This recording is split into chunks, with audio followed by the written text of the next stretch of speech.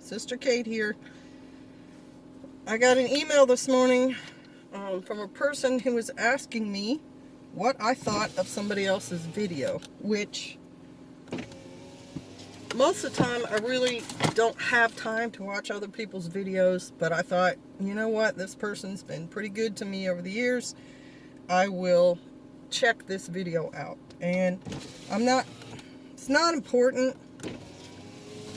Let's just say that the issue this person wanted to know about is the efficacy, the likelihood, the probability that the UN is some kind of danger to us. They've posted some job postings for DDR positions that are paramilitary, having to do with de-arming, demobilizing, I forget what the other one is. People, really. Come on, now. I want you to think about this for just 1 minute. The UN, the United Nations, is made of all those countries, and the purpose of the UN is to, try to help people keep peace, improve people's lives across the board, in the world. Their headquarters is in New York City. Their headquarters is there because the United States was kind enough to grant them that plot. Okay, so the United Nations is not an all-powerful one-world government. They really aren't, and they don't have a military arm that's going to try to challenge the power of its major supporters and countries. The UN is not going to try to invade Russia and take it over. The UN is not going to try to fight China. You got to look at what they actually do, people. They go to countries that are having civil war and strife, countries that are in horrible shape, countries like Haiti, and countries in Africa where the population is starving. There can be no central government. There's usually some sort of civil war with militants driving around in souped up, Toyotas with a 50 cal on it that the Russians gave them or the Chinese gave them or we gave them or whatever. You've got drug lords, who have money and therefore are trying to grasp power. Very unstable, in trouble countries, and that's who they help. And they don't go in there and fight those insurgents. The UN is not in a battle. That's not what they do. The UN is there to try to help the civilian populace, to help keep areas of peace where, people can walk down the street and do a little shopping and whatever and not get kidnapped or shot at or hacked up with machetes. I'm going to give you for instance.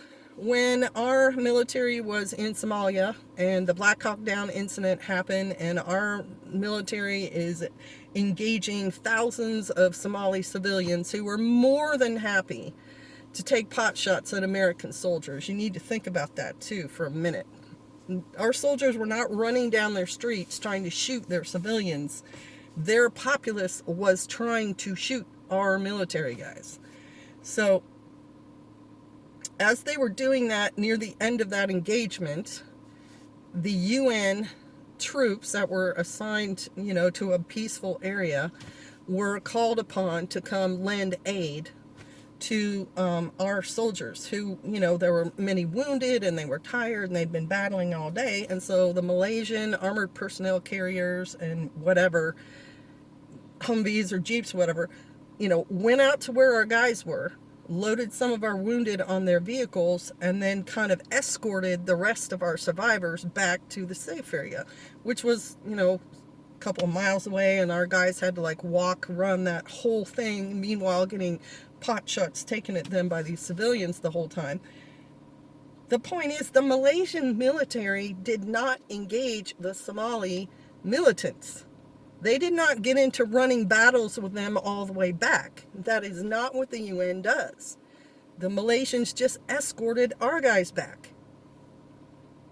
So all these people who, talk about, oh, there's going to be UN units in the swamps and they're hiding out there and they're going to establish camps and all that other stuff. No. That's no. Having been in a foreign country, having seen and met the foreign military, they wouldn't stand a chance here. They would be completely out of their element, and most of their personalities are nothing like our military. They just aren't. So it's not going to happen. And these jobs that are up for, positions open, look at them in context. These demobilizing, de-arming people are going to go into some third world, totally unstable country and try to restore a little order. They're going to try to take the arms away from the militants. They're going to try to take the arms away from civilians. They're going to try to bring some kind of peaceful resolution so that farmers can get back to farming and goat herders can get back to goat herding, and they don't have to worry about being shot at. That is the context of those jobs. So no, I don't think it's a problem for anybody.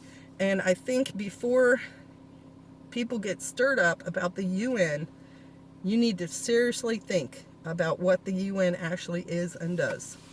No matter what resolutions they pass, no matter what speeches are given in that central location. Think. All right. Bless you guys. Shalom.